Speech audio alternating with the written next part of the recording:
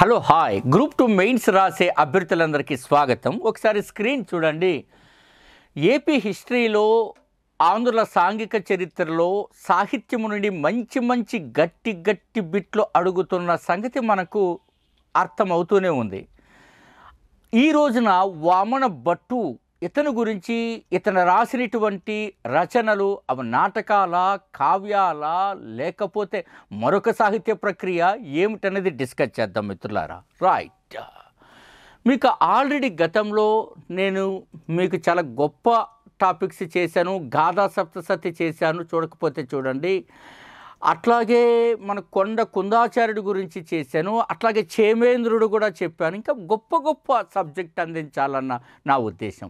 AP హిస్టరీలో 75కి 70 దాటించవచ్చన్న నా గట్టి ఆత్మవిశ్వాస నిర్ణయానికి ఈ వీడియోలు ఒక ప్రధానమైనటువంటి ప్రైమ్ సోర్స్గా కూడా ఉంటాయని మీకు అందరికీ తెలియజేస్తూ పాఠంలోకి వెళ్తూ ఉందా.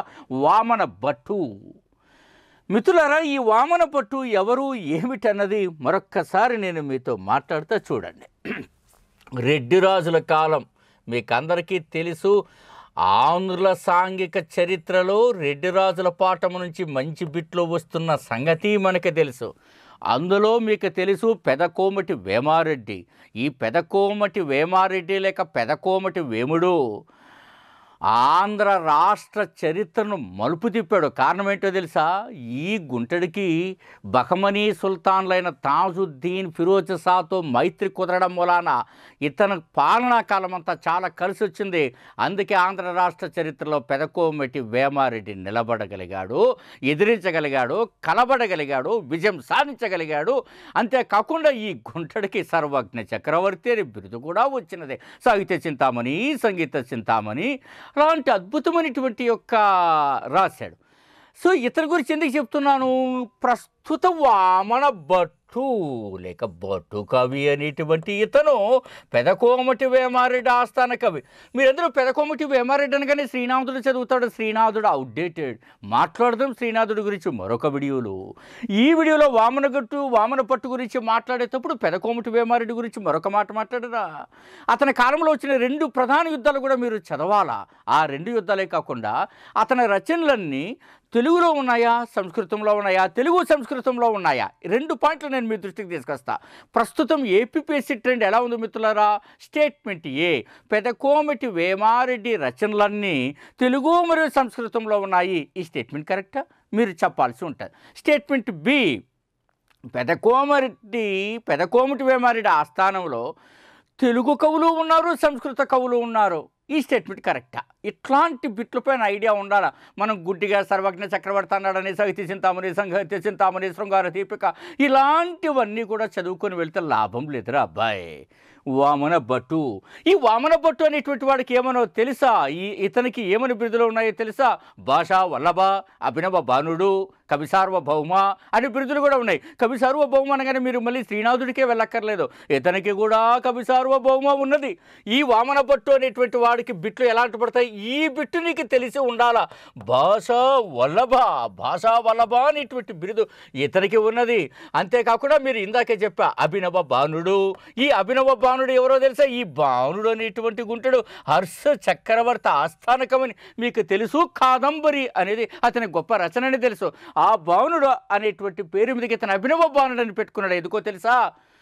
సరాసరి తెలుగు సాహిత్య ప్రక్రియలో భానుడు తప్ప నన్ను కొట్టేవాడు లేడు అని ఈ వామన భట్టుడు అనుకున్నాడు. అందుకే ఈ వామన భట్టుడికి అభినవ భానుడు అని బిరుదు, ఇక కవి సార్వభౌమ అనే బిరుదు. మీరు చదువుకునేటువంటి బిట్లు ఇక మరి వచ్చే అవకాశం లేదు. మీరు ఇంకా మనకు వేమ భూపాల చరిత్ర, పెదకోమటి వేమారెడ్డికి అంకితం ఇచ్చిన వేమ భూపాల చరిత్ర వామన భట్టు రాశాడు. కానీ అది అంత ఇంపార్టెంట్ కాదు. ఆయన రాసినవి ఏమిటి ఇంపార్టెంటో తెలుసా మిత్రులారా? కనకలేఖ. ఈ నాటకం చాలా ఇంపార్టెంట్ మిత్రులారా. బాణాసుర విజయము అనేటువంటి ప్రతిష్టాత్మకరమైనటువంటి నాటకం అత్యంత ముఖ్యమైనదని మీరు అర్థం చేసుకోవాలా. మరొకటి కూడా ఉన్నది, పార్వతీ పరిణయం. ఈ 3 నాటకాలు ఈ యొక్క వామన భట్టుకు అతి గొప్ప పేరు ప్రఖ్యాతులు తెచ్చిపెట్టాయా మహానుభావ. మిత్రులారా, మన శ్రీ మేఘన థింక్ ట్యాంక్ తరపున అందిస్తున్న కోర్సులు ఈ పాఠం అయిన తర్వాత వివరంగా చెప్తాను. అంతేకాకుండా టెస్ట్ సిరీస్ గురించి చెప్తాను. ఇప్పుడు చెప్పదలుచుకోలేదు, మీరు డిస్టర్బ్ అవ్వద్దని. పాఠం అంతా నీట్గా విన్న తర్వాత జాయిన్ అవ్వండి, మీకు ఖచ్చితంగా డీటీ కొట్టిస్తా. That's all. Right now come to the point. Kanakalekha, Banasura Vijayamu, Parvati పరిణయం. ఇది ఈసారి చాలా ఇంపార్టెంట్ అని నేను నొక్కి చెబుతున్నా మిత్రులారా. ఇంక అందరికీ ఇక తెలిసిందే మీకు, ఇతను శబ్ద చంద్రిక. ఇది కూడా చాలా ఇంపార్టెంట్ మిత్రులారా. శబ్ద చంద్రిక, ఇతను రాసిన శబ్ద చంద్రిక. మిత్రులారా, సప్త చంద్రిక అనేది కూడా మరొకటి ఉన్నది మిత్రులారా. హంస సందేశము అనేటిది కూడా మరొకటి ఉన్నది. హంస సందేశము మీతో నేను మరొక్కసారి మాట్లాడితే, ఇతను రాసినటువంటి వాటిలో రాఘవాభ్యుదయము, నరసాభ్యుదయము, నలాభ్యుదయం అనేటువంటి కూడా ముఖ్యమైనది. సో ఇవి మరొకసారి చెప్పేస్తారు రాయడం కంటే కూడా. నలాభ్యుదయము, రాఘవాభ్యుదయము, సో ఈ నరసాభ్యుదయము, ఇవి కూడా చాలా ఇంపార్టెంట్ మిత్రులారా. ఇతని గురువు ఎవడు అని అడుగుతాడు. విద్యారణ్యుడు. మళ్ళీ విద్యారణ్యుడు అనగానే విజయనగర సామ్రాజ్య స్థాపనకు సహకారం అందించిన విద్యారణ్య స్వామి అని అనుకున్నారు. ఆ స్వామి వేరు, ఈ గురువు వేరు. సో ఇతని గురువు ఎవరు? విద్యారణ్యుడు. ఎవరండి ఇతని గురువు?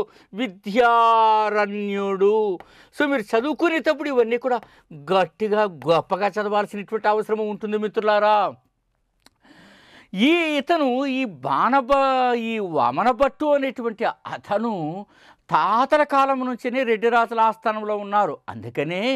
అందుకనే పెదకోమటి వేమారెడ్డి ఆస్థానంలో ఇతను ఆశ్రయం తీసుకుని వేమభూపాల చరిత్ర రాసే అతనికి అంకితం ఇచ్చినటువంటి ఘనుడు, ఘనాపాటి, తెలుగు సాహిత్య స్రష్ట, ద్రష్ట. అందుకని ఇతని గురించి మీరు ఈ రకంగా చదవాల్సి ఉంటుంది మిత్రులారా. సో ఇంకా నేను మీతో మాట్లాడుతున్నా ఈ పెదకోమటి వేమారెడ్డి అనేటువంటి అతను అద్భుతమైనటువంటి ఈ యొక్క ప్రక్రియలను అందించి, ఈ యొక్క కవులను పోషించి, తెలుగు సాహిత్య రణక్షేత్రములో గొప్పమైనటువంటి యొక్క ఆ పంట పండించిన సాహితీ కృషి ఒలుడు ఈ పెదకోమటి వేమారెడ్డి. అతని ఆస్థాన కవి ఈ వామనభట్టు.